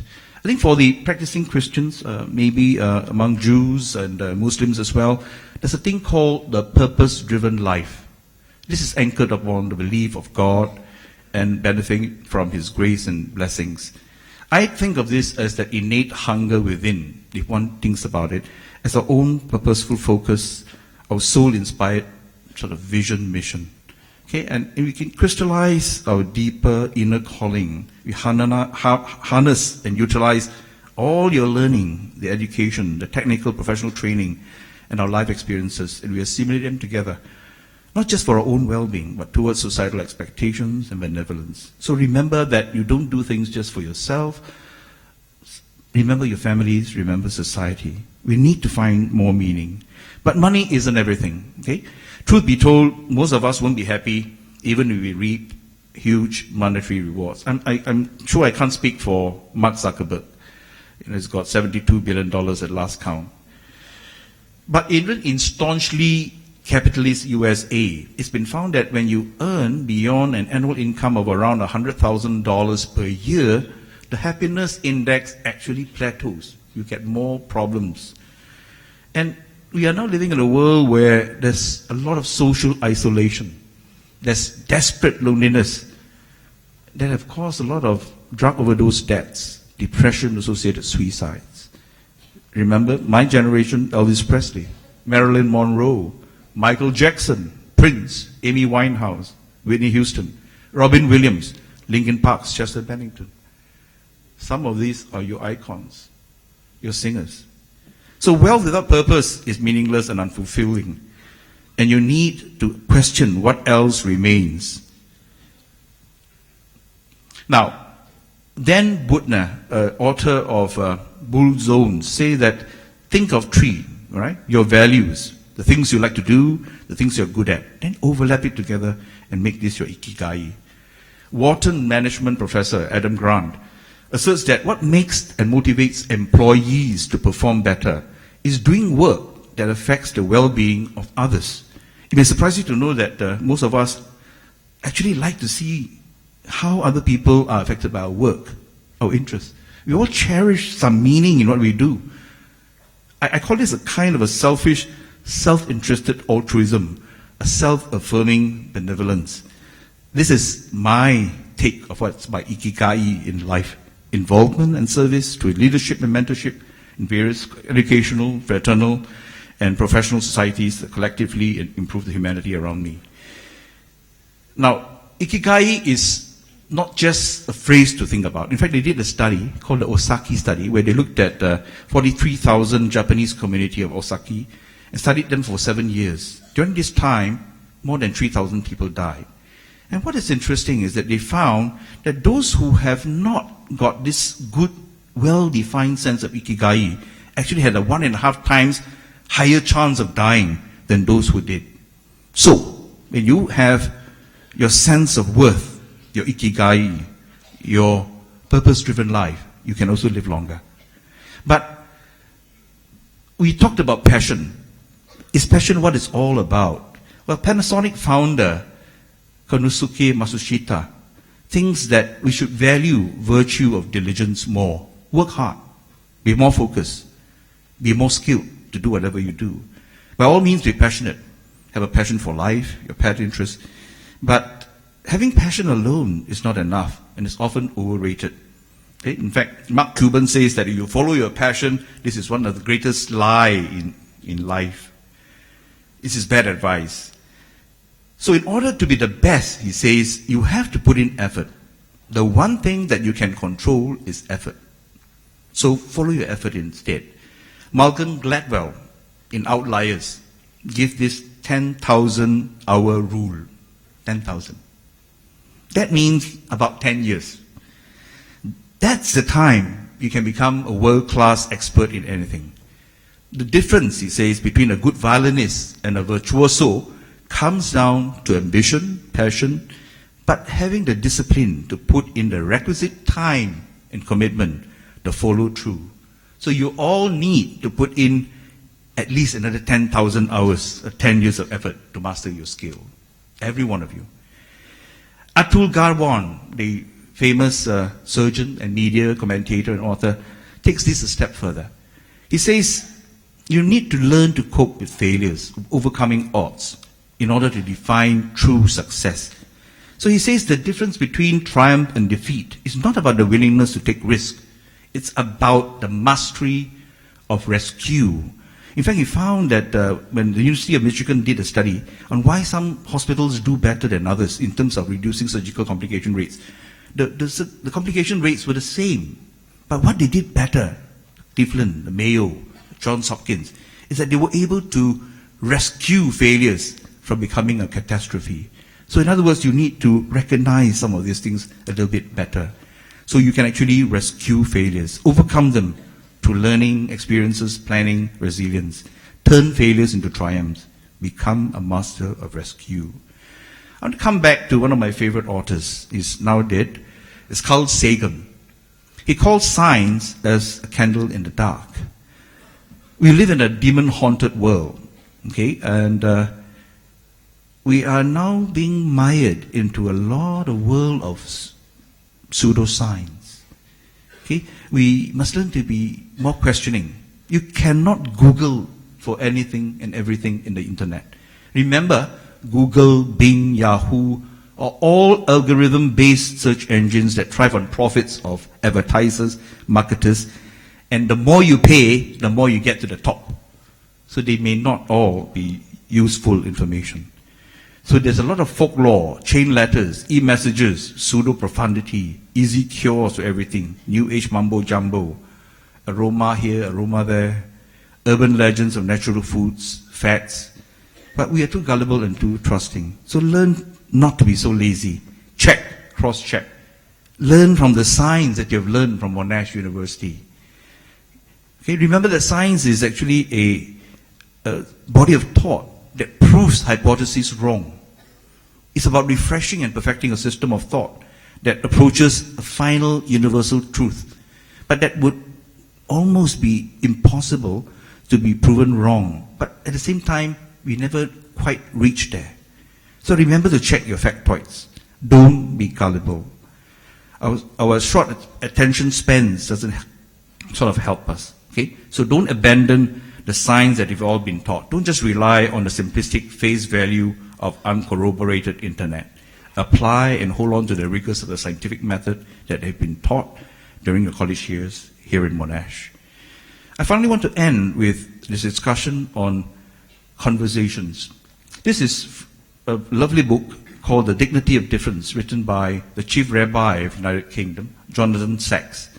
He says we need to have more conversations. We must learn to engage more with each other. We need to have more dialogue and understanding. We need to listen more and talk less. He says the greatest single antidote to violence in this world is conversation. Speaking our fears, listening to the fears of others, sharing our mutual vulnerabilities, and discovering the genesis of hope. He urges for less confrontation and more conciliation. And here, we're not talking about violence in the physical realm. It's also the mental mindset as well. I empathize with the Me Too phenomenon because mental anguish, sexual harassment are real in this world. We mustn't let fleeting sensational sound bites of violence or confrontation become the default mode of deciphering or debating conflicts. We need to let that small voice of reason and moderation rise above the noise of bellicose imageries that subconsciously harden our mindsets into concrete casts of bigotry. In multi-ethnic and culturally diverse Malaysia, this need is much more urgent. We must not let this rising crescendo of political demagoguery divide us into them and us. We need more rational conversations, more sensible dialogue. Okay? We must not engage in noisy, narrow-minded squabbles because we are moving apart socially. We are narrow caste. We switch off. We screen off voices and views of dissent, preferring only to be influenced by the seductive allure of likes and more likes. That's why Facebook thrives so well. We're developing a new form of typecast tribalism. We regress into ancient, more fractious loyalties that are driving us more angrily apart than ever.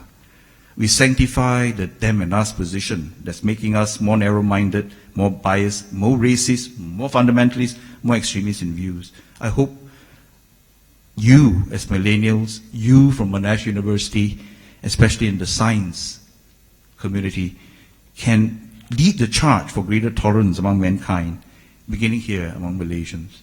So when religion or ethnicity is invoked as a justification for conflict, and we have plenty of it day in, day out in the press, we as the privileged and educated must quickly and courageously raise our voice. We must loudly affirm our rational minds that tolerance is preferred in the face of this onslaught of social extremism. You must withhold the rope of sanctity that is sought for the cloak of violence, bloodshed, or hateful bigotry, says Rabbi Sacks. So I hope you can learn a few trips from here. Use your democratic rights to choose wisely and humanely without being inflamed by the heat and the madness of religious, ethnic fervors and prejudice. Finally, I would like to just leave you with one small little quote from Martin Luther King Jr. He says, "Life's most persistent and urgent question is, what are you doing for others?"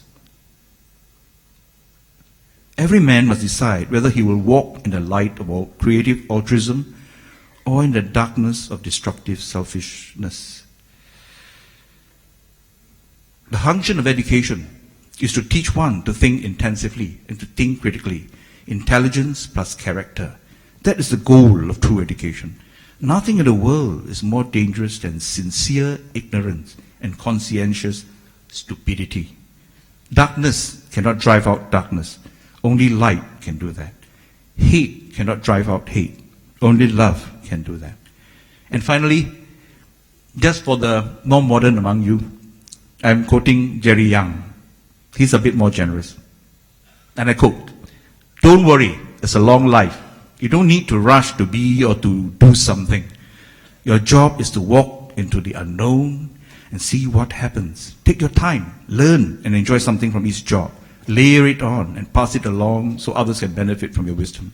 And all along your journey, remember the people who got you here and where you come from." That's from Jerry Young, Yahoo's co-founder. So I end by just reminding you that you need to harness the internet, artificial intelligence, the Internet of Things. You must learn to find love, have good friends, best friends forever. Find your ikigai, your raison d'etre. Wake up every day and smell the roses. be passionate, be selective, be prudent, be nimble, be resilient, be kind.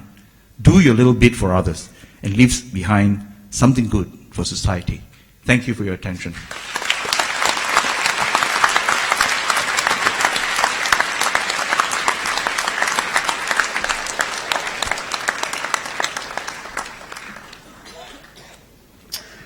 Thank you, Dr. Quek, for your personal reflections and a most inspirational address.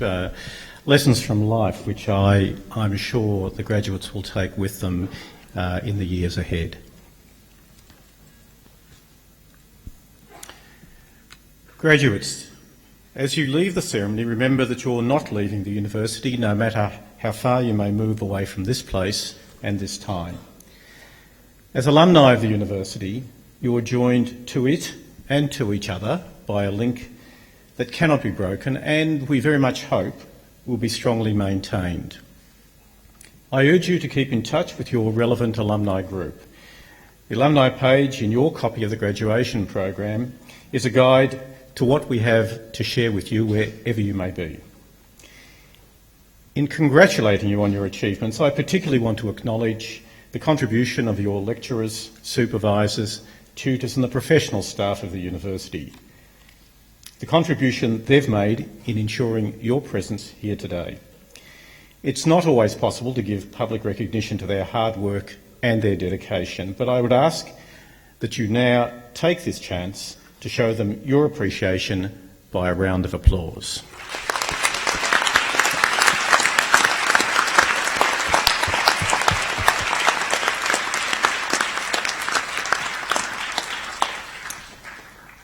We all know that university study is not easy. During your years of research and learning, you've had to cope with the stresses of examinations and assignments and often combine study with outside work or family obligations. Throughout this time, you were encouraged and supported by your parents, husbands, wives, partners, brothers, sisters, guardians and friends. To acknowledge their contribution, I now invite you to stand and turn and express your gratitude by a round of applause.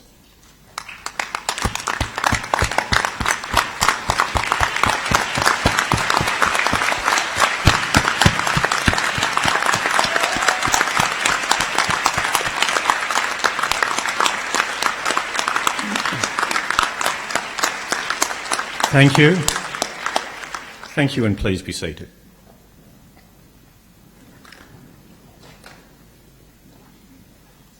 I cordially invite everyone to join the celebration by adjourning to the Cayman Rooms on level 10 for refreshments. Graduates, I invite you to join the procession as the official party leaves the ballroom. And I ask members of the audience to remain standing at their seats until all our graduates have left. The ceremony is now at an end. Thank you one and all.